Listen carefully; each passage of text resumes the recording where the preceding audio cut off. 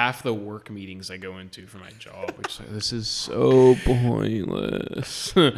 There's a website called expensivemeeting.com, and you type in the average salary of everyone in the meeting, how many people there are, and you hit start, and it will tell you the cost of that meeting. What a good idea. That's so classic. That's literally, I honestly think in like most office environments, here's my thing too. It's like, when there's that classic thing of when you're driving past a bunch of guys working on the side of the road and you see like 4 of them just standing around and one working, and we're all just like, oh, look at that. That's so fucking bad. They're all so lazy. But then you go into an office and you see the exact same shit, but it's just less visible. Do you know what I mean? Like, I honestly think working in an office, you get maybe 8-hour day, 3 hours of work done, but, like solid work. Like, everything else is just fluff. We have meetings, or we have work discussions about work. Like, what the fuck is going on? I feel like the public sector is like way more particularly bad for that, right? Like, I totally agree. I think it's very much the case. And I think the reason being is there's no inherent, there are deadlines, but there's no inherent, like, this business will fail if we do not do this. Do you know what I mean?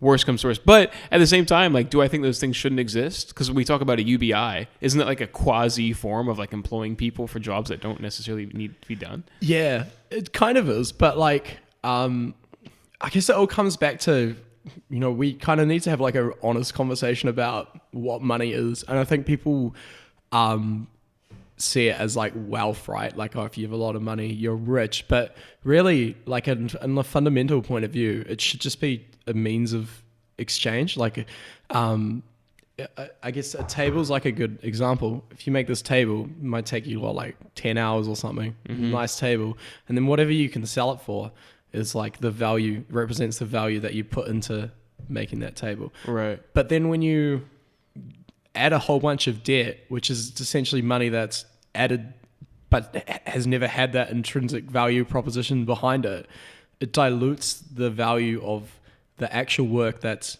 been undertaken. So if you just said, oh, we're going to pay everyone everything, and we're not going to raise taxes, government deficit would just go up and up and up. Like, I guess in America is a good example of this, where they haven't balanced their books and since like the 70s or something. Mm-hmm.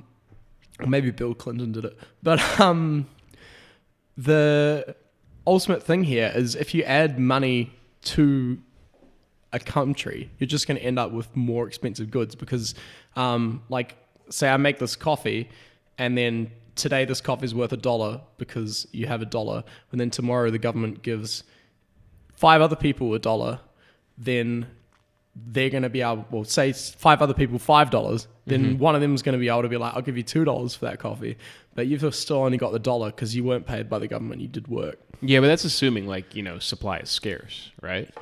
Yeah, I guess the supply, so basically if you are producing something, then that thing has a value, but if mm-hmm. you add money into existence without producing something, then it's just diluting the value of everything else that was already produced. I see what you mean. Okay. Yeah. And that's kind of where we are now is like you look at house prices, there's a very large correlation to the money supply, so money in the money supply and house prices. And it's like almost a stark comparison. You like watch money in the money supply like this, house prices like this. Right. And so when you think about it in that way, it's almost like the value of stuff is not going up in price because it's worth more. It's because there's more dollars. Therefore, people can make higher offers. I see what you mean. Yeah, that makes sense. So if you think about that in like a government sense of a proposal of like just implementing a UBI without appropriately funding it, then you could end up in a situation where basically things just go up in price because everyone has more of this currency, right? Which makes it worth less. So how do you prevent that from happening? Taxation is essentially how you would prevent that from happening. So you tax people on the money they've already been given? Well, in that sense, taxation. I mean, really, it should be like not borrowing. Not borrowing money would avoid it from happening in the first place. Okay. But taxation is a way of controlling that, because if you tax someone money from the government. So the government says you have to give me money. The government can then spend that on services, but they also use that to pay down the debt. And by paying down the debt, you reduce some of the money supply that's in circulation. Interest rates are also a way that it's controlled. So the economy can be like expanded and contracted through interest rates. So if interest rates are low, people can afford to borrow more money because the same repayment is going to be less. So the bank will say, well, interest rates were 8%, you can only afford this much. Interest rates are 2%, we're going to give you a lot more money to borrow. But if interest rates go up, people can afford to borrow less.